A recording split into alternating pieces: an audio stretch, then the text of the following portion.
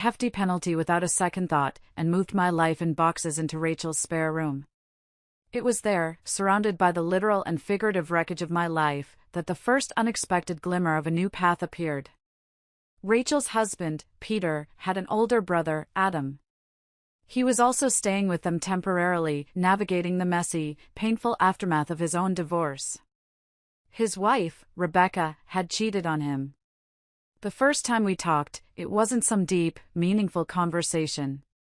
It was just a quiet, shared understanding in the kitchen late one night over a bowl of cereal. He didn't offer me useless platitudes or tell me I'd get over it. He just listened. And when I was done talking, he just nodded and said, "That sounds awful. I'm sorry." It was the most comforting thing anyone had said to me.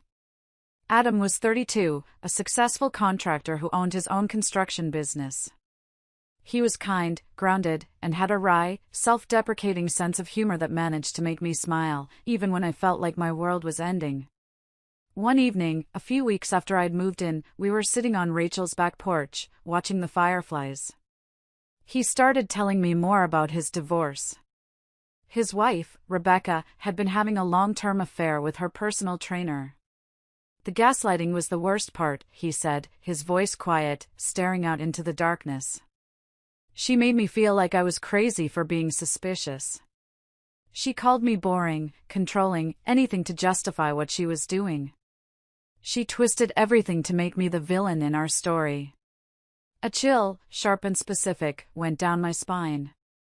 It was all so eerily familiar. What was her maiden name? I asked, a strange, terrifying premonition taking hold in the pit of my stomach. Crawford, he replied without looking at me. Rebecca Crawford.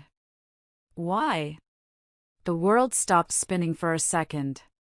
My breath caught in my throat. I knew that name.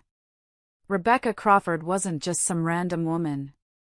She had been Vanessa's absolute best friend since they were 15 years old. They were inseparable, partners in crime throughout high school and college. I told Adam. I watched his face go pale in the dim porch light as the pieces, horrible and jagged, clicked into place for both of us. This wasn't a coincidence. This was a pattern. This was a conspiracy. We spent the next few hours piecing together a disturbing tapestry of deceit. Adam remembered Vanessa visiting his house often during his marriage, always stirring up drama, always whispering in Rebecca's ear. He recalled how Rebecca's worst behaviors, the constant lying, the emotional manipulation, the need for drama, always seemed to escalate after she spent time with my sister. It was like they fed off each other's chaos, Adam said, his voice tight with a new kind of cold anger. A sick, codependent relationship built on destroying other people's happiness. This horrifying revelation opened my eyes to my sister's own destructive history. Her brief, disastrous marriage right out of college had ended when she cheated on her husband with her personal trainer. The very same trainer she had later, so helpfully, introduced to her best friend, Rebecca. It wasn't just betrayal, it was a sick, shared hobby.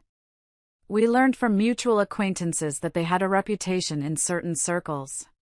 They targeted men in committed relationships for the thrill of the conquest, the ego boost of stealing someone away. In the midst of this darkness, my connection with Adam deepened. We were two survivors of the same shipwreck, finding refuge on the same deserted island.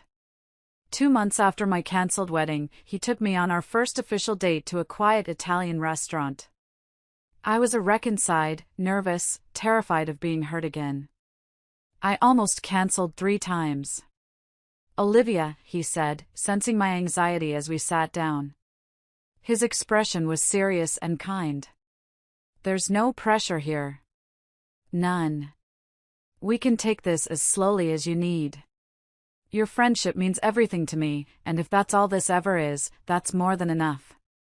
But it was already more than friendship. It was a bond forged in the fires of betrayal, a deep, mutual respect that was quickly and terrifyingly turning into love. Meanwhile, Vanessa and James were disgustingly public, flaunting their perfect relationship all over social media. They got engaged with a gaudy ring that looked suspiciously like the one James had given me, and were planning a big, ostentatious wedding for the following spring. Vanessa was working overtime, spinning a tale of star-crossed lovers to our extended family, trying to paint a picture where their love was so powerful it was inevitable, and what happened to me was just an unfortunate, unavoidable casualty. I decided I was done being the silent, dignified victim. I started telling the truth. Not the sanitized, family-friendly version, but the whole, ugly, unvarnished story, the months-long affair, the calculated attempt to steal my wedding venue, Vanessa's cruel, dismissive words. The tide began to turn, slowly but surely. Family members who had been on the fence were horrified by the details. Friends of James reached out to me privately to apologize, admitting they'd suspected something was wrong but hadn't wanted to get involved. Vanessa's perfect narrative was beginning to crumble under the weight of the truth. For months after my world fell apart, Adam and I took a weekend trip to a small town on the coast.